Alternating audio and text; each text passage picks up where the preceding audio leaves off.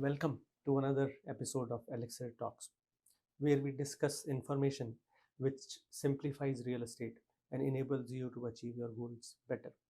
In this episode, we will discuss the concept of leverage in real estate investments and how real estate investments outshine all other forms of investments.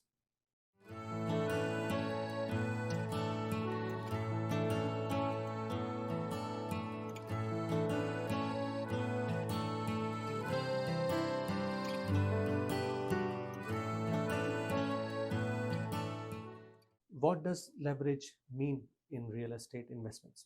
The two most important concepts which make real estate investments stand out are leverage and capital gains exemption. Home ownership is often referred to as opening up of a mandatory savings bank account. With every mortgage payment which you make, your equity in the property increases. Furthermore, in the long run, the asset is an appreciating one that adds to the value proposition. Aside from being an appreciating asset, a resting place which we call as our home brings quality of life, stability, and joy to the family, and a nest to build. The leverage here is meant that with a small contribution of money at between 5 to 20% as a down payment, you can buy a home worth much higher by leveraging the lending institution's money, that is, using the borrowed capital and utilizing its growth for your gains. When you sell the property down the years, the value appreciation in the home is for the entire property value and it is yours to keep, and not just the growth of your portion of the initial investment, which was the original down payment. This is classic concept of leverage.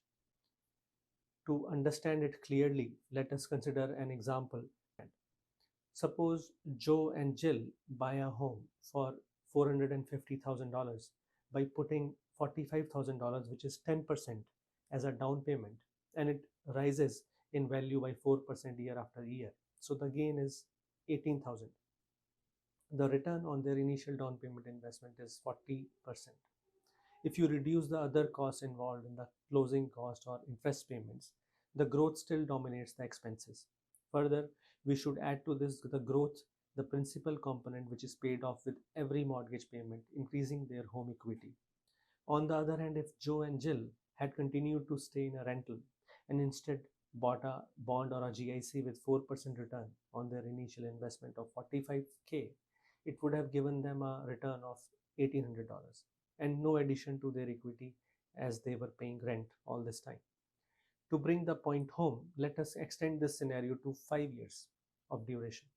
And here you can see in this visual a side-by-side comparison of ROI in 5 years in both investment vehicles, GIC at 4% versus a asset assuming 4% annual growth. Here we can see how leverage concept helps us realize a marked difference in ROI of more than 85,000.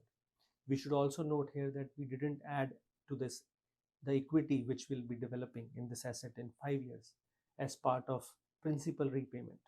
Of course, one would be paying the property tax and the maintenance of the property, but still the difference is so huge that it outweighs the expenses which we will incur. The second incentive of home ownership is the capital gains exemption. Any increase in the value of your home or any other investment vehicle is termed as capital gain.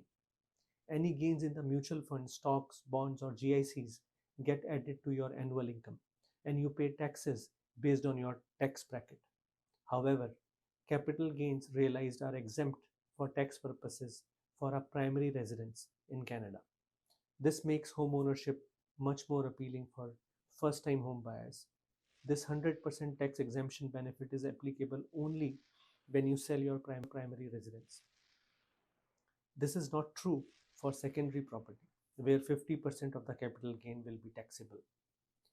There are cases when you are better off staying on rent, and you can visit my blog at renting versus buying, where I have tried to objectively compare renting versus buying situation for their advantages and disadvantages. You can find the link in the show notes.